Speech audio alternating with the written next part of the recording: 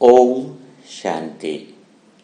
21 मार्च आज की बाबा के मुरली के महावाक्य हैं कि मीठे बच्चे, तुम्हें अपने योग बल से सारी सृष्टि को पावन बनाना है। तुम योग बल से ही माया पर जीत पाकर जगत जीत बन सकते हो। आज इसी लाइन पर हम विचार सागर मंथन करेंगे, क्योंकि यह पॉइंट ऐसी है जो अभी तक हमने चिंतन नहीं किया है। तो जैसे कि आज बाबा कह रहे हैं कि योग बल से ही माया पर जीत प्राप्त करनी है और जगत जीत बन जाना है। यानी आज तो बाबा हमें सारे संसार पर जीत प्राप्त करने की युक्ति बता रहे हैं। तो सारे संसार पर जीत यानी जगत जीत, हम विश्व के मालिक बन रहे हैं। तो विश्व पे राज्य करने के लिए इस संसार को जीतना बहुत ज्यादा जरूरी है। और जीतना लड़ाई से नहीं है, योग बल से जीतना है। तो आज हम इसकी गहराई में जाएंगे कि हम आज पूरा दिन ऐसे जगत जीत बन जाए कि पूरे दिन में मना ऐसा लगे कि हम आनंद में हैं, खुशी में हैं, मजे में हैं। जैसे कोई राजा महाराजा रहता है ना, वैसी जिंदगी हमारी हो जाए। और वो संभव कैसे है? योग बल से है। तो आज सबसे पहले हम समझेंगे जगत जीत बनना है, यानी संसार को जीतना है। ठीक है ना? तो यहाँ पर पहले एक बात को समझना है, क्योंकि जगत जीत तो बन ही जाएंगे। वही अपना गारंटी वाला नुस्खा कि मुरली खत्म होने से पहले तुम्हारे अंदर फीलिंग आ जाएगी कि हम जगत जीत बन गए हैं। ये बात मैं आत्मा क्यों कहती हूँ हमेशा? क्योंकि विचार सागर मंथन का जो मूल उद्देश्य ये रहता है कि हम जिस उद्देश्य से विचार सागर मंथन करें वह उसका स्वरूप बन जाए, हम उसका स्वरूप बन जाए। तो विचार सागर मंथन करने का फायदा होता है। इसीलिए ये पूरी मुरली खत्म होने से पहले आपके अंदर वह एहसास जग जाएगा कि आप इस संसार के जगत जीत आत्मा बन चुके हो। तो बिना देरी किए सेशन की शुरुआत करते हैं। तो जगत जीत बनने के लिए सबसे पहली लाइन बहुत ध्यान से अटेंशन देनी है। अगर आप सोचते हो कि हम योग बल से जगत जीत बने तो पूरे रूम में बैठकर घंटों घंटों तपस्या करें और संसार में जाए नहीं, तो आप जगत जीत कभी नहीं बन सकते हो। यानी कोई संसारी आदमी, गृहस्थ में रहने वाला इंसान अगर सोचता है कि मैं तो भागा दौड़ी करके थक गया हूं, दिन भर दौड़ता रहता हूं, कोई गृहस्थी भी ऐसा विचार लाए कि चारों तरफ से परेशानियां ही है, इतनी दिन भर भागा दौड़ है, लेकिन कहीं सुकून नहीं है, कहीं चैन नहीं है, कहीं आनंद नहीं है। शायद मुझे आत्मा के स्वरूप पर पहुंचना होगा और इसके लिए मुझे संसार को छोड़कर जो स्थिर है आत्मा, जो चेंजलेस है, जिसकी शांति कभी घटती और कभी बढ़ती नहीं है, मैं उस पे स्थिर हो जाऊं और इस संसार को छोड़ के एक कुटिया में लगा कर बैठ जाऊं एक सन्यासी की तरह। तो समझ लेना वो बहुत बड़ी क्या है? बहुत बड़ी भूल है। वह आत्मा कभी राजयोगी बन ही नहीं सकती है जो ये सोच ले कि संसार इतना भगा रहा है, दौड़ा रहा है, तो मैं आत्मिक स्थिति में बैठ जाऊं घंटों घंटों और संसार को छोड़ दो। तो यह पहली भावना आपको निकाल देनी है। दूसरी भावना क्या है? दूसरी बात यही है कि संसारी व्यक्ति ने बिंदु पर स्थित होने के लिए संसार को छोड़ दिया, तो वो संभव नहीं है। और दूसरी तरफ एक सन्यासी है। क्या है? एक सन्यासी है जो ऑलरेडी कहता है कि मैंने तो संसार को त्याग ही दे दिया है ना? तो वो तो बिंदु में ही है, लेकिन कोई संसार में ही रह रहा है, संसार में भागा दौड़ी कर रहा है, संसार से बिंदु पर नहीं पहुंच रहा है। तो वह भी कभी संसार का त्याग नहीं कर सकता, वो अनुभव नहीं कर सकता है। यानी आप एक केंद्र बिंदु आत्मा पर पहुंचना चाहते हो बिना संसार में रहे, तो वो सदा रह नहीं पाओगे, आनंद में रह नहीं पाओगे, यानी जगत जीत नहीं बन पाओगे है। और खाली बिंदु में ही रह गए और बिंदु में आने का प्रयास नहीं किया और संसार में ही रहते गए तो भी यह संभव नहीं है। यानी मैं इस बात के अर्थ को समझना होगा कि तुम्हें संसार में रहते हुए गति जो संसार में चल रही है उसमें स्थिर केंद्र पॉइंट हमारी आत्मा है, उस पे स्थिर होने का अभ्यास जो कर ले, यानी संसार में जितनी अशांति चल रही है, दुख चल रहा है या संसार के जितने खेल चल रहे हैं उसके केंद्र बिंदु में तुम स्थिर हो जाओ। सब कुछ हलचल में रहते हुए, संसार की गति में रहते हुए तुम बीच में आत्मा जो शांत स्वरूप है इसमें अगर तुम स्थित हो जाओ तो वह हुआ जगत जीत बनना।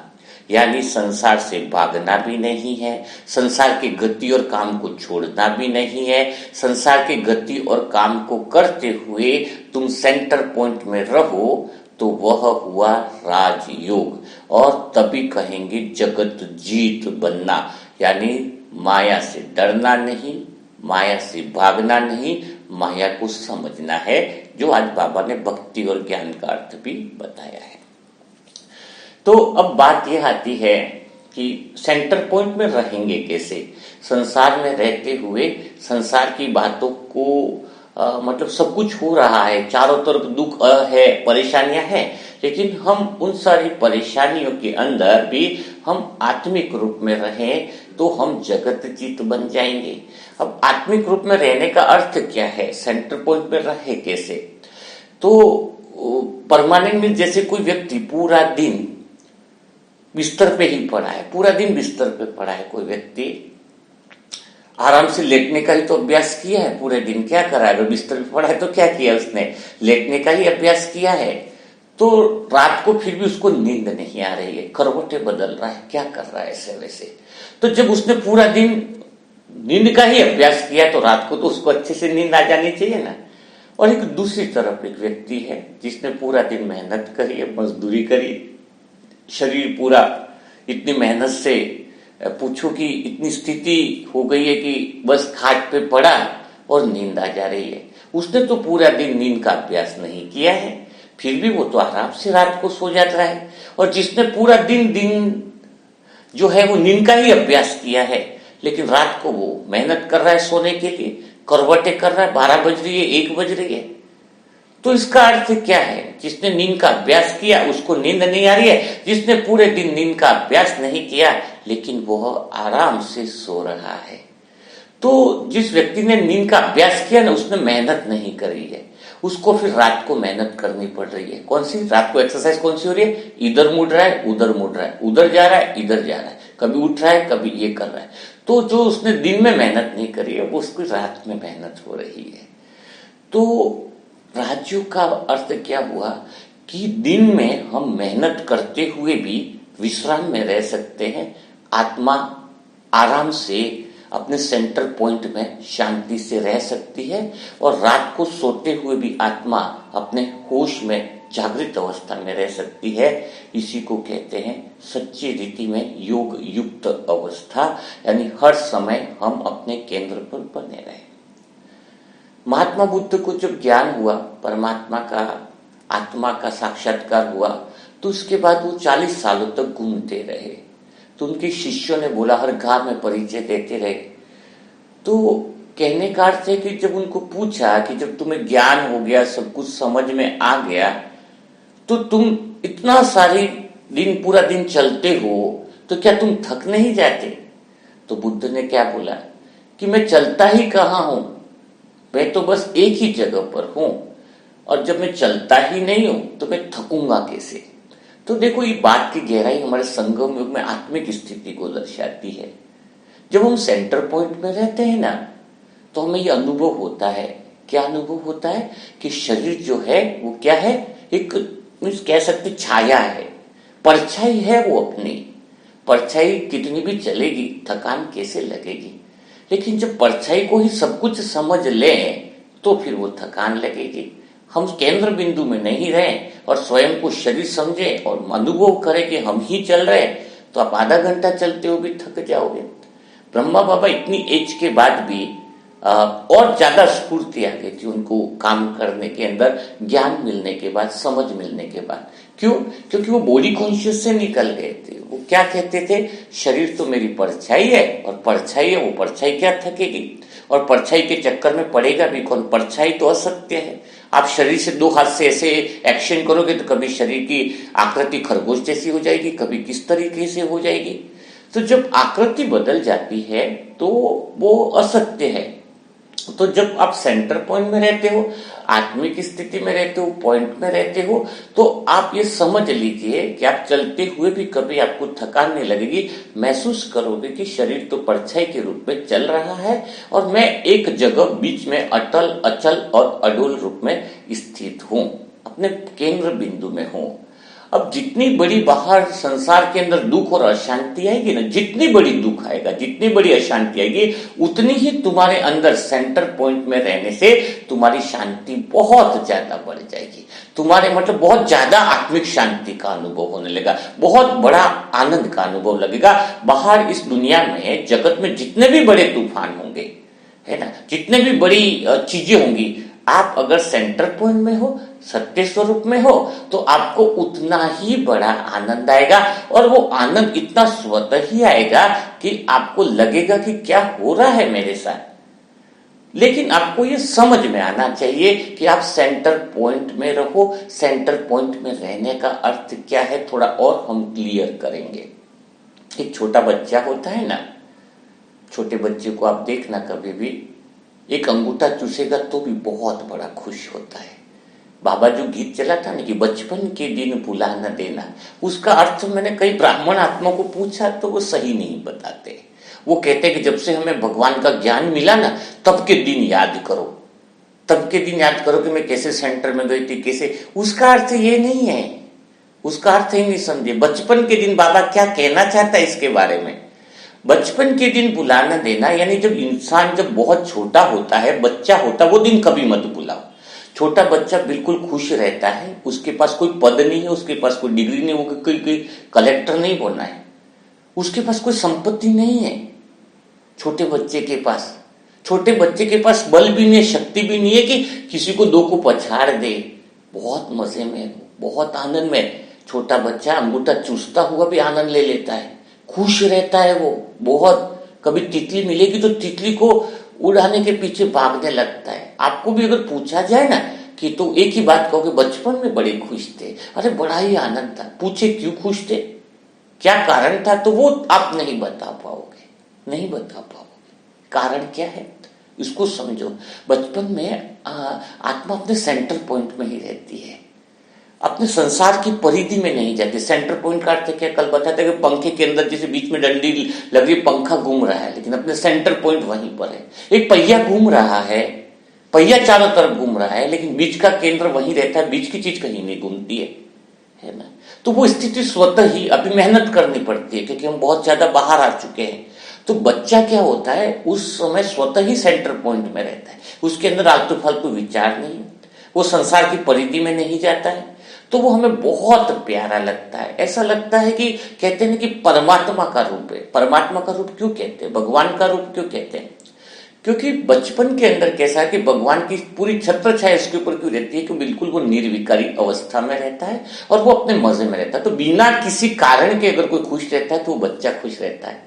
आज हमारे पास इतने साधन हो गए फिर भी हम खुश नहीं रह पा रहे, क्योंकि हम अपने सेंटर पॉइंट से हट गए। हम इन चीजों के गुलाम हो गए, जो छाया थी उसको हम असली समझने लग गए।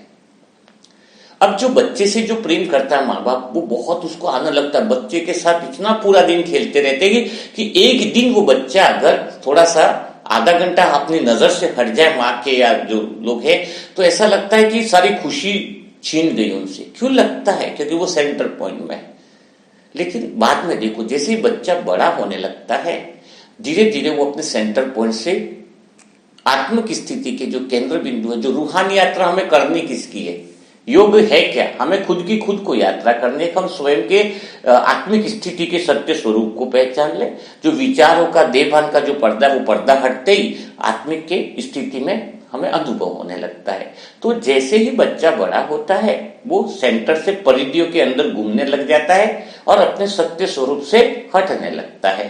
तभी फिर बच्चा बड़ा होता है तो फिर वो तुम्हारा नहीं रहता है, वो संसार का हो जाता है, वो संसार की बातों का हो जाता है। उस समय आशा इच्छा अपेक्षा करना ही मत।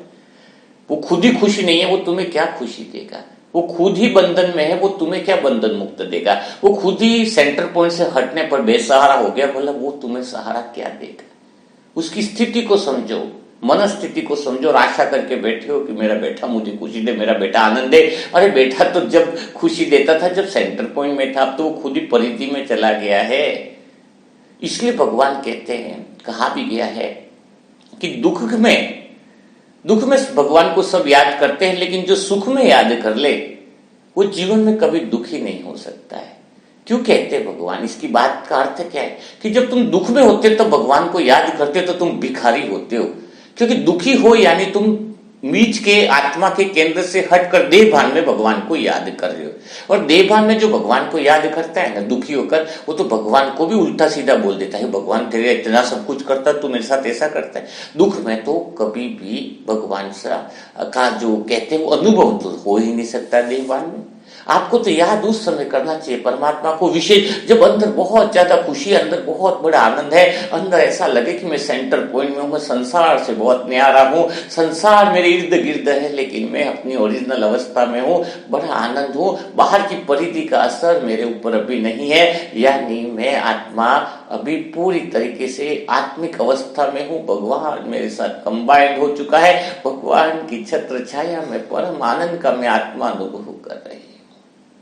वो आनंद आपके अंदर ऐसा घटित होगा, ऐसा परम आनंद आपके अंदर आ जाएगा जिसकी आपने कभी कल्पना नहीं करी। इसलिए कहते हैं कि सुख में भगवान को याद करो। सुख में यानी मैं आत्मा केंद्र बिंदु में। सुखी कौन होगा? जो केंद्र बिंदु में होगा। और भगवान क्या कहता है, राजयोग का अभ्यास क्या कहता है कि तुम मुझे आत्मा समझ के याद करो, यह राजयोग है। देह समझ के मुझे याद मत करो। और देह यानी जब इंसान दुखी है तो वो देह में ही है। दुखी व्यक्ति कौन होता है? जो शरीर समझ रहा है, जो छाया के प्रभाव में आ गया है। ओके, बात क्लियर हुई? तो राजयोग का मतलब है कि तुम खुश हो तब ज्यादा भगवान को याद करो, तो तुम सेंटर पॉइंट में सदा के लिए रहने लगोगे। भगवान कहता है कि योग बल है क्या? यही योग बल है कि जैसे जैसे तुम सेंटर पॉइंट में आत्मा की स्वतः केंद्र बिंदु में स्थित हो, बाहर की परिधि के प्रभाव में आपका मन नहीं है, उस समय तुम जितना भगवान को याद करोगे तुम्हारा योग बल बढ़ता जाएगा, तुम्हारे अंदर की पावर बढ़ती जाएगी, तुम्हारे अंदर की शक्तियां बढ़ती जाएगी, तुम्हारे विकर्म विनाश होते जाएंगे। तुम्हें लगेगा कि बहुत कुछ अंदर अद्भुत घटनाएं घटित हो रही है। बाहर चारों तरफ तूफान होंगे, बाहर अशांति के वायुमंडल होंगे, लेकिन तुम्हारे अंदर उस परम शांति का अनुभव होने लगेगा। घंटों घंटों तुम खो जाओगे, पता नहीं चलेगा तुम्हें कि वास्तव में इतना बड़ा आनंद है, इतना बड़ा मजा है। इस खेल के अंदर तुम्हें मजा आने लगेगा। संसार से तुम स्वतः ही किनारा करने लगोगे। संसार को देखते हुए भी तुम्हें संसार नजर नहीं आएगा, सब कुछ बदल जाएगा। यहां तक समझ गए होंगे तो अब थोड़ा हम आत्मा के केंद्र बिंदु से निकलकर बाहर संसार की तरफ देखने का आपका नजरिया क्या होना चाहिए। बीच में संसार में गति में रहते हुए भी तुम स्थिर कैसे रह सकते हो, उस बात पे हम चिंतन करते हैं। तो जब तुम संसार को देखने के दो तरीके हैं, संसार को देखने के दो तरीके हैं। पहला तरीका, जो मन बाहर का जो देहभान कहते किसको है, बहुत अच्छे से समझना इस लाइन को। देहभान कहते किसको है? तुम सेंटर पॉइंट में हो और एक बाहर मन है। तुम आत्मा भी संसार को देख रही हो और ये मन भी संसार को देख रहा है। मन बुद्धि संस्कार भी जो है वो संसार को देख रहे हैं। और देहभान वाला मन कैसे होता है उसको समझो तो आप सेंटर पॉइंट से कभी हटोगे नहीं। आपके शरीर की त्वचा है, त्वचा पे कोई हल्का सा चींटी काट ले तो तुम्हें दर्द होता है, त्वचा पे कोई चीज गर्म छू जाए तो तुम्हें एहसास होता है, यानी त्वचा पे हल्की बहुत कोई गुदगुदी भी करे तो तुम्हें एहसास होने लगता है। कभी आपने सोचा है कि त्वचा जो इतनी सी चीज को टच कर ले तो हमें एहसास होने लगता है, पर त्वचा के अंदर इतनी सारी चीजें उसको टच कर रही है, उसका एहसास हमें क्यों नहीं होता है? है ना। त्वचा को बाहर की चीजों का एहसास हो रहा है, अंदर की चीजों का एहसास क्यों नहीं हो रहा है? तो अंदर से देखने की आदत जब पड़ जाएगी, अंदर से क्यों नहीं होता है, तो आप समझ लेना कि बहुत ज्यादा मजा आ जाएगा। एग्जाम्पल के साथ समझते हैं इसको। तुम्हें बाहर से देखने पर जो देहभान का अर्थ है कि संसार ने देहभान को बनाया है, संसार के अनुसार तुम बदलते रहते हो, तुम्हारी छाया बदलती रहती है, तुम संसार के अनुसार चलते हो, तुम इसलिए तुम केंद्र बिंदु पर रह नहीं पाते। संसार के अनुसार तुम कैसे चलते हो उसको समझो बात को। आत्मज्ञान सेंटर पॉइंट में आज स्थित होने की विधि बता रहे हैं। आज इस प्रैक्टिकल को अगर आप अप्लाई कर दिया तो समझ लेना पूरा संगम का, पूरा ड्रामे का जिंदगी आपका बदल जाएगा, कल्प कल्प का भाग्य आपका बन जाएगा। बिल्कुल शांत चित्त होकर के इसलिए मुरली सुनना होता है कि कैसे देहभान आपको दिया गया है। आप जैसे बचपन में छोटे थे, आप तो केंद्र बिंदु में थे, आपको पहला संसार ने बना दिया। क्या? तुम राकेश हो, तुम रूपेश हो, तुम मुकेश हो, तुम ये हो, रीना हो, तुम ये हो, है, तुम प्रिया हो, तुम नन्नू हो, तुम प्रत्यक्ष हो। ये सब क्या बना दिया गया? नाम दे दिया गया। क्या दे दिया गया? क्या दे दिया गया? नाम दे दिया गया। अब तुम उस नाम को लेकर के पकड़ के चल रहे हो। क्या लेकर के पकड़ रहे हो? तुम ये हो, तुम लेहान हो, तुम ये हो, वो हो। इसका अर्थ क्या हुआ? इसके अर्थ को समझो। यह जो शरीर के ऊपर जो नाम मिला वो किस आधार पे मिला? संसार ने कोई बात बताई तो तुमने पकड़ लिया, ठीक है। तो ये देहभान बाहर से कैसे आ रहा है उसको समझो। ये तुमने पकड़ लिया देहभान को। अब दूसरा देहभान कैसे संसार तुम्हें देखता है। तुम संसार को देखने की चीज तुम्हें नहीं आती। और जब अज्ञानता का अर्थ है कि संसार झूठ है, जगत झूठ है, जो इस बात को समझ लेता है वो सेंटर पॉइंट में सदा रहता है और वो संसार का आनंद लेता है। और जो देहभान में बाहर जो मन बुद्धि संस्कार है वो संसार को अगर सत्य समझ लेती है तो वो केंद्र की तरफ, अंदर की तरफ देख ही नहीं पाती है। और संसार कैसे सत्य है, कैसे असत्य है, वो बात ही आज मैं समझाना चाह रहा हूं आपको। अब तुम्हें शरीर पे नाम दे दिया गया, थोड़े बड़े हुए तो तुम्हें ये बनना है। संसार ने कह दिया, तुम्हें किसने कह दिया तुम्हें डॉक्टर बनना, तुम्हें इंजीनियर बनना है, तो बस आप उसकी तरफ चल गए, इमेज बनाए। संसार ने जो तुम्हें दिखाना चाहा, जो किसी ने जो बोला, तुमने वही रूप बना दिया, वही रूप तुमने बना दिया। तो अब करे तो करे क्या, बिल्कुल समझो। आप कहते हो कि मैं अपने लिए बोलूं कि भाई जी वो कैसे आत्मिक स्थिति का अनुभव करते, कितना गहराई से चिंतन करते होंगे। कुछ नहीं है चिंतन करना, बाबा कराता है, लेकिन आपको देखने का नजरिया आ गया। आप खाली देखोगे, उसी बात को हम प्रैक्टिकली करते हैं। आज देखो, आपको भी गहराई से चिंतन करने की कला आ जाएगी। अब मैं आत्मा कैसे देखती हूँ, तो जो संसार हमें देता है, जो दिखाता है, उसके अंदर आप प्रश्न पूछो अपने आप से, किस चीज का मूल्य क्या इतना है मेरे लिए, मैं आत्मा हूं। जैसे उदाहरण के लिए बताओ, कोई सोना है, सोने का पूछा भाई कितना है सोना, 3 लाख का सोना है। क्या बोला? बाहर देहभान में गए, संसार ने हमें बताया ये 3 लाख का सोना है। अभी उस व्यक्ति को क्या लगता है कि वो 3 लाख का सोना है, और अगर वो खरीद नहीं पाएगा तो उसको क्या लगेगा देहभान में, अरे मैं तो गरीब हूं। संसार ने उसको गरीब बना दिया 1 मिनट में। क्या बोल के? ये जो चेन है गोल्ड की वो 3 लाख 4 लाख की है, वो गरीब बन गया। क्यों? संसार ने उसको गरीब बनाया। क्यों गरीब बनाया? क्योंकि इसका तो मूल्य 3 लाख का है और तुम्हारी जेब में नहीं है तो तुम स्वयं को गरीब मानोगे। लेकिन जब हम आत्मिक स्थिति में सेंटर पॉइंट से देखते हैं तो क्या पता चलता है? मैं आत्मा देखती हूँ कि सबसे पहले इसका मूल्य किसने निर्धारित किया 3 लाख रुपया सोने का? इसमें है क्या? खाली धातु ही तो है। इसमें ऐसी क्या चीज है जो 3 लाख रुपए की है? इसका मूल्य किसने निर्धारित किया? मेरे पास अगर कोई सोना ही सोना घर में पड़ा तो मेरे क्या काम का है? मेरे लिए क्या वैल्यू? मेरे लिए तो कोड़ी के बराबर है। क्या चीज उपयोगी है मुझे सोने की? मेरे लिए इससे अच्छा कोई सब्जी बढ़िया हो, कोई केला दे तो वो मेरे लिए उपयोगी है ना। मेरे को कोई बोले 2 किलो सोना लो और बढ़िया से बाबा का ब्रह्मा भोजन लो, तो मुझे भी ब्रह्मा भोजन में लूंगा ना। मेरे लिए क्या वैल्यू बताओ? अगर मैं सोने को अलमारी में लाके रखूं, क्या किस चीज में लाके रखूं बताओ? तो मैं गरीब मानूंगा ही कैसे? गरीब इंसान स्वयं को मानता तब है जब सामने वाली दुनिया जो दिखाती है उसके चक्कर में पड़ जाता है, जो झूठ है। कुछ वैल्यू नहीं है सोने की। क्या करोगे? तुम्हारे घर में अगर पूरा कमरा भर के सोना रख दे, क्या वैल्यू है तुम्हारे लिए? तो जब आत्मा सेंटर पॉइंट से ये सोचती है कि जो चीज बाहर दिखाई जा रही है उसकी वास्तविक वैल्यू क्या है। इसको वैल्यू बनाया किसने, इसको दुनिया वालों ने वैल्यू बना दिया। कैसे बढ़ाया, किसी लड़की से प्रेम करते पर मैं तुझे सोना दे दूंगा, क्यों, सोने से वो आकर्षित करना चाहता है, उसको सोने से मतलब नहीं है, उसके अंदर कामनाएं भरी है। जो चीजें दिखा रहे हैं ना, वो चीज का कुछ वैल्यू नहीं है, उस चीज के पीछे कामना छुपी हुई है। कि जैसे कोई लड़का किसी लड़की दे तो उसको पति पत्नी को दे रहा है तो बोलेगा पत्नी खुश हो जाएगी, कामना की कामना पूरी होगी उसकी, और कुछ नहीं। वो उसके साथ रहेगी, अच्छे से प्यार से बात करेगी, तो उसके पीछे कामनाएं हैं। तो मुझे तो ऐसा कुछ है नहीं कि किसी लड़की को आकर्षित करना, ये करना, तो मेरे तो वो चीजों की वैल्यू नहीं है, मेरे लिए तो जीरो है। वो चीज किस काम, मेरे उपयोगी की क्या है वो चीज, एक बात बताओ। तो न तो सोना मिले, कोई बोले बिल्डिंग करोड़ों की है, अरे करोड़ों की पत्थर की तो बने हैं, पूरे एक कमरा बना, मैं भी तो 4 कमरे में बढ़िया तो सो रहा हूं, एक खाट है मेरे पास, बिस्तर है, और जमीन भी पे भी सोता, बड़ा तो आनंद आ रहा है। वो इतना बिल्डिंग करोड़ों का है, तो करोड़ों का बताते ही देवान क्या समझता है, मैं गरीब हूं।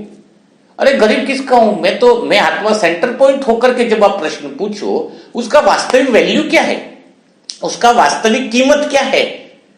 जब हम उसकी कीमत अपने सेंटर पॉइंट आत्मिक स्थिति से निकालते हैं कि वास्तव में क्या करोड़ों की वैल्यू है मेरे लिए, तो मैं सोचूंगा ये फालतू लोग इतना पागल हो रहे, करोड़ों की वैल्यू के पीछे जमीन हड़प रहे, ये कर रहे, लेकिन इसका उपयोग क्या है, इस चीज का उपयोग क्या है मुझे आत्मा के लिए।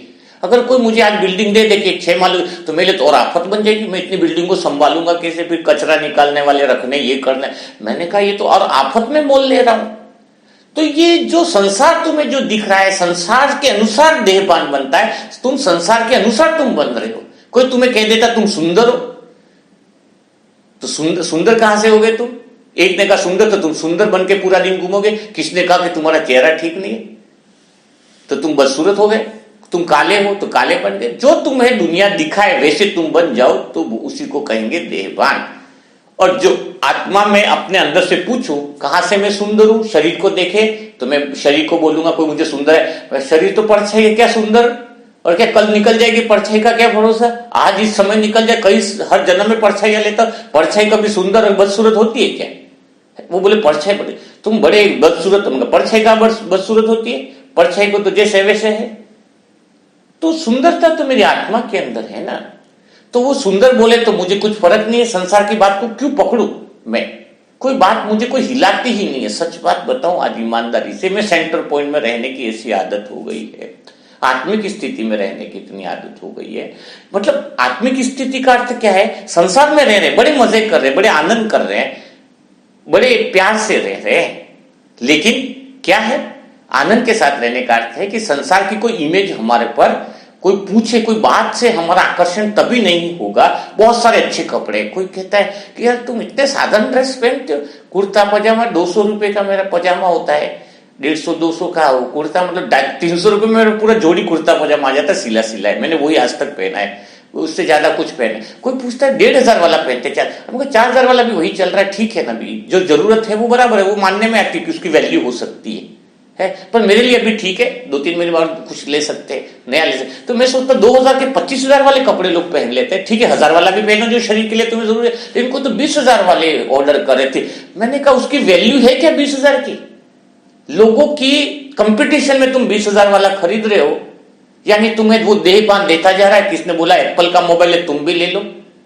जो संसार तुम्हें दे रहा है उसके अनुसार तुम अपने रूप रंग बना रहे हो, तो तुम सेंटर पॉइंट में नहीं होगे, क्योंकि तुम संसार की तरफ देख रहे हो। और जब तुम अंदर की तरफ देखोगे, आत्मिक स्थिति में रह करके तुम देखोगे, तो तुम्हें संसार का कोई रूप तुम पर आकर्षित, मतलब संसार के अनुसार तुम नहीं रहोगे, तुम्हारे अनुसार संसार चलेगा। इसको कहते हैं जगत जीत बनना। आज मैं आत्मा हूं, लेकिन संसार के अनुसार मैं आत्मा नहीं चलती, संसार मेरे अनुसार चलता है। कारण क्या है कि मैं आत्मा संसार को सही नजर से देखती हूं कि संसार में झूठ बहुत है, और वह झूठ ही दुख का कारण है, वह झूठ ही दुख का कारण है। हर चीज का मूल्य बढ़ा दिया है संसार ने, इसका लाखों रुपया, इसका ये है, रिश्ते ऐसे होने चाहिए, ऐसा मूल्य, ये ऐसा होना चाहिए, वैसा। वो तुम्हें संसार थोपता जा रहा है अपनी मान्यता, तुम उसमें फंसते जा रहे हो। इसका बर्थडे किया तो मुझे बर्थडे करना, उसका फलाना किया तो मुझे ऐसा करना। क्या मैं पूछूं अपने आप से, क्या मुझे मिल रहा है, मैं इससे अच्छा है। मैं सोचूंगा कि उसके लिए खुशी कहां मिलेगी, उसको जिसमें खुशी है वो करो, लेकिन वैल्यू को तुम्हें समझना होगा कि तुम क्या कर रहे हो। अंदर से हर बात को पूछो। आज पूरा दिन घूमो तो क्या इस चीज का इतना वैल्यू है, क्या इस चीज का इतना कीमत है। कल मुझे कोई कहे कि 2 लाख का तुम्हें नौकरी मिल जाएगा, अरे मेरी आवश्यकता 5 से 7 हजार की है और इसकी 2 लाख की वैल्यू के लिए मैं इतना कुछ करूं, क्या मेरे को इतनी जरूरत है? मेरे को जितनी जरूरत है उतना हो रहा है, तो मुझे उसके पीछे क्यों भागूं? तो आज मैं आपको यही बात सिखाई, आज मैं यही कह रहा हूं कि तुम सेंटर पॉइंट में रहो, आत्मिक स्थिति में रहो और बाहर के संसार को देखने का नजरिया इस तरीके से बनाओ कि जो संसार तुम्हें दिखा रहा है उस बात पे प्रश्न उठाओ कि क्या यह सही बोल रहा है, क्या उसके अनुसार आपकी आत्मा को कुछ फायदा है, उस वैल्यू अपने हिसाब से निकालो। कोई बर्तन भी सोने का लाके देगा, ये ले लो भाई, ये 20,000 का बर्तन फ्री में, तो मैं सोचूंगा वो मेरे वैल्यू किस काम की है 20,000 की? मैं आत्मा हूं, आनंद में हूं, और उसकी वैल्यू इतनी लगाई किसने? पहली बात तो समझ में नहीं आता है, जिसने लगाई वो भी मूर्ख है और जो इसकी वैल्यू को इतना समझ रहा है वो भी मूर्ख है? सोने का ग्लास लोगे तो भी पानी पीने वाले हो आप, और वो ग्लास है तो भी तुम पानी पीने वाले हो, तो उस ग्लास की इतनी वैल्यू बढ़ाने वाला कौन है? कौन मूर्ख है जिसने इतनी वैल्यू बढ़ाई? जिसने मूल्य लगाया उसका वो भी मूर्ख है, और जो इस ग्लास को खरीद के पानी पी रहा वो भी मूर्ख है, और उसको देखने वाला भी मूर्ख है। तो हम सेंटर पॉइंट में रहने का अर्थ है कि हम देहभान में कैसे जा सकते हैं? देहभान वह है जो संसार जो तुम्हें देता है, संसार जो तुम्हें दिखाना चाहता है वो तुम देखते हो, तो वो है तुम्हारा देहभान।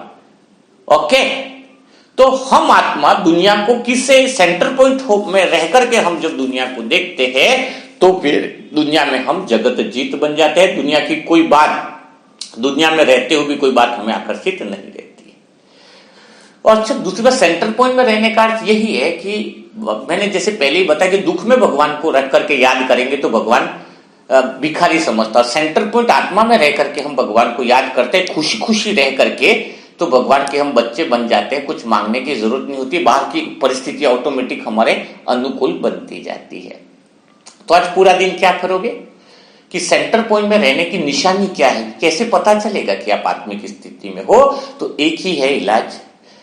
भगवान कहता है, पूरी लाइन आज मुरली का सार है कि जो कर हंस हंस कर के कर, जो कर हंस हंस के कर, यानी खुश रहकर करना है। पूरा दिन खुशी में रहना है, क्योंकि तुम खुशी में हो तो सेंटर पॉइंट में हो, तो भगवान की नजर तुम पर है, तो तुम आत्मिक स्थिति में हो। तुम दुखी हो तो तुम देहभान में हो, भगवान की नजर भी हटी तो दुर्घटना घटी। तो हर कर्म हंस हंस के करें। आत्मा की कला बताई गई है कि पहली कला है, मस्त कला है कि तुम्हें खुशी में रहना है, आनंद में रहना, मजे लो पूरी जिंदगी के, पूरा फंसो मत, लेकिन देखने का नजरिया वो रहे तो तुम्हें आनंद आएगा। मुस्कुराते हुए जो आत्मा करती है उस पे भगवान की नजर रहती है। भगवान कहता है जब तुझे मैं मिला, ज्ञान दे दिया, फिर भी तू दुखी है, तो फिर उस बच्चे को क्या बोलेंगे? तो हंसने का अर्थ क्या है? हंसने का अर्थ है, एक बात और समझ लेना, मुस्कुराने का अर्थ ये नहीं कि किसी की मजाक बनाना। यहां पर भी बाबा की बहुत इसके ऊपर 1 घंटे का सेशन होता है। जैसे हम किसी को कह दिया खाने में बैठे और किसने कह दिया मजाक मस्ती ताने वाली, जैसे किसने कह दिया अच्छा भिंडी की सब्जी बनी, और किसने कह दिया कि जो इस जन्म में भिंडी की सब्जी खाता है वो अगले जन्म में गधा बनता है। तो दूसरे ने बोला क्या, अच्छा मुझे आज पता चला कि तुमने पिछले जन्म में भिंडी की सब्जी खाई थी। तो ये बात कैसी हुई? ये भी मजाक हो गया, लेकिन वो मजाक दिल दुखाने वाला हो गया। आपकी मजाक मस्ती कैसी होनी चाहिए? आध्यात्मिकता से, दिव्य विवेक से भरी होनी चाहिए। यानी पूरा दिन हंसना है। हंसना है यानी आपकी बातों के अंदर ऐसा आनंद रहे, ऐसा मजा रहे, कि ऐसी रमणीकता रहे जिसमें बहुत मजा आ जाए।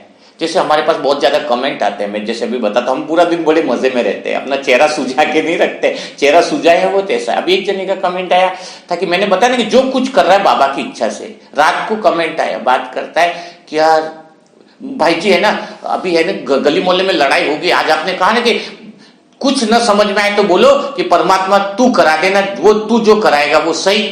बोले ठीक है, तो बस वो मुझे उठा के ले जा रहा है, दूसरी गली में भी लड़ाई हो रही है, तो मैं जा रहा हूं। फिर मैं सोच के बैठा हूं कि बाबा तू जो कराएगा वो करूंगा, बस। अब वो ऐसा करके रख दिया।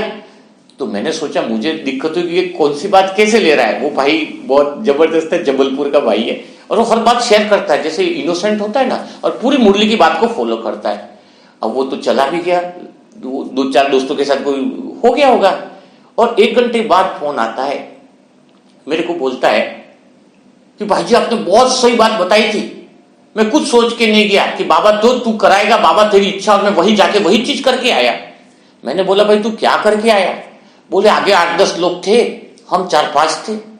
मैं कहा बाबा तेरी इच्छा, जो तू कराए तो बढ़िया। फिर मैंने कहा तूने क्या किया? अरे मैंने वो किया कि जैसे मुझे खाली गली दिखी मैं दौड़ के भाग गया उधर से, और मैं घर पे आके सुरक्षित बैठा हूं, और जो लोग लड़ने निकले थे उनको हॉस्पिटल में मुझे मिलने जाना है। मैंने कहा देखो, तो कहने का अर्थ क्या है कि बाबा जो करा था, मतलब हर बात में ऐसी रमणीकता हो जिसमें ऐसी बातों में हंसी आ जाती है। इसलिए मैंने आपको शेयर की कि बाबा की इच्छा, वो बोलता है कि बाबा वास्तव में बहुत अच्छा करा था जो बाबा के भरोसे रहते हैं।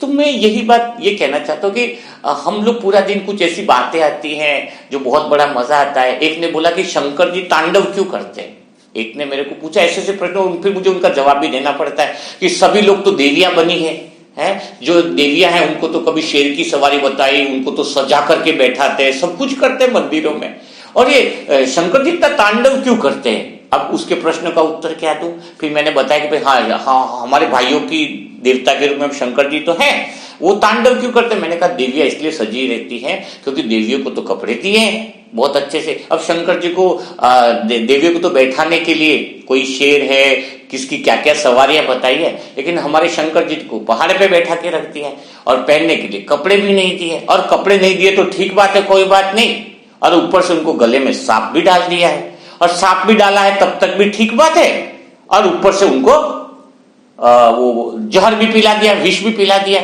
जब किसी इंसान के साथ इतना कुछ होगा तो फिर वो तांडव नहीं करेगा तो और क्या करेगा? वो भाई बोले हाँ भाई जी ये बात तो बिल्कुल सही कही, देवियों को बड़े मजे अच्छी अच्छी जगह बैठाते हैं, हमारे शंकर जी को तो कपड़े भी नहीं दिए, शेर की खाल और उल्टी उड़ा दिए, और गले में भी और सांप का डाल दिया और उनको शांति नहीं मिली, और फिर विष भी पिला दिया तो तांडव कर रहे। तो जो बात हम कहें उसमें कुछ समझ हो, बात ऐसी विवेकपूर्ण मजाक हो जिसके अंदर किसी के दिल को ठेस न पहुंचे। जो मजाक हम किसी के दिल को ठेस पहुंचाने वाली करेंगे तो हम सेंटर पॉइंट से हट जाएंगे। हमारी मजाक मस्ती में चेहरा खुशनुमा होना चाहिए, आनंद में होना चाहिए, उस आनंद में ज्ञान समाया होना चाहिए। पूरा दिन ऐसा चेहरा मत रहो कि अंतर्मुखी होकर के कोने में बैठे हो। लोगों से मिलो, बातें करो, आनंद करो। संसार में गति में रहते हुए तुम सेंटर पॉइंट में रह सकते हो, उसी की प्रैक्टिस हमें करनी है। संसार से दूर रह करके हमें एकांत में प्रैक्टिस नहीं करनी है। सच्चा एकांत है कि पूरे संसार में रहते हुए तुम शांति में रहो। दूसरा अभ्यास आज जो करना थोड़ा सा समझ लीजिए, 3 अंगुली अपने साथ में रहना। अगर सेंटर पॉइंट में रहना है तुम्हें, 3 अंगुली का अर्थ है मन, बुद्धि और संस्कार। जैसे ही तुम्हें कोई दुख की बातें आ जाए, परेशानी की बात आ जाए, गुस्से वाली बातें आ जाए, जो कुछ भी आ जाए, तो तुम 3 अंगुली तुरंत मुंह पे रख लेना। प्रेम, मौन और शांति। दूसरे में बोलेंगे मन, बुद्धि और संस्कार। तीनों से हट के आत्मा के सेंटर पॉइंट पे आ गए। घर में गए, चाय का ग्लास किसने तोड़ दिया है, आज पूरे दिन में घटनाएं आएंगी आपके लिए जो आपको गुस्सा दिलाएंगी, सेंटर पॉइंट से हटाएगी। तो उस समय 3 अंगुली तुरंत ऊंची करके अपने मुंह पे रख लेना। मन, बुद्धि, संस्कार। मैं आत्मा हूं अपने सेंटर पॉइंट में, मुझे गुस्सा नहीं, मैं शांत स्वरूप हूं, मैं आनंद स्वरूप हूं, मैं अपने केंद्र में हूं। अगर ये अभ्यास आप 10-15 दिन कर लेते हो, 3 अंगुली घर में भी याद दिला दो सबको। जैसे कुछ घटना घटित हो जाए, कुछ बोले, गुस्सा करे, 3 अंगुली। बराबर चाय पीने के शक्कर नहीं डालिए, शक्कर डालना भूल गए, आपकी वाइफ शक्कर डालना भूल गए, तो आप तुरंत 3 अंगुली मुंह पे कर दो। 3 अंगुली मुंह पे करोगे तो सेंटर पॉइंट में रहोगे। सेंटर से हटे तो वो 2 घंटा तक घटना बन सकती है। एक चाय में शक्कर नहीं डालना, वो घटना इतनी लंबी हो सकती है। थोड़ा सा झगड़ा किया, रात तक शाम आओगे तो फिर वो खाना नहीं मिलेगा आपको, दिन में भी पूरा अपसेट रहोगे। तो एक छोटी सी घटना से, सेंटर पॉइंट से माया जो है वो आपको हिलाने का प्रयास करेगी। इसलिए सेंटर पॉइंट में तुम्हें रहने के लिए 3 अंगुली मुंह पे रख लेना। जैसे ही तुम्हें गुस्से की परिस्थिति आ जाए कि आज बाबा ने बोला है मुझे प्रेम, मौन और शांति में रहना, मन, बुद्धि, संस्कार तीनों मुंह पे अंगुली रख लेना और मुझे सेंटर पॉइंट में रहना। ये 3 अंगुली तुम्हें हमेशा याद दिलाएगी कि तुम्हें आत्मिक स्थिति में रहना है। तो जो भी आत्माएं नहीं है, व्हाट्सएप नंबर दिया गया है 7202921969। 12 से 4 बजे के बीच में उनको जवाब दिया जाएगा। नहीं तो क्योंकि अभी सुबह शाम जो है वो बहुत योग भट्टियां चल रही है, तो सभी को व्हाट्सएप पे जो जवाब है वो 12 से 4 बजे के बीच में दिया जाएगा। तो कल फिर हम मुलाकात करेंगे नई मुरली के मनन के साथ, नई मुरली के मंथन के साथ। तब तक के लिए सभी भाई बहनों को ओम शांति।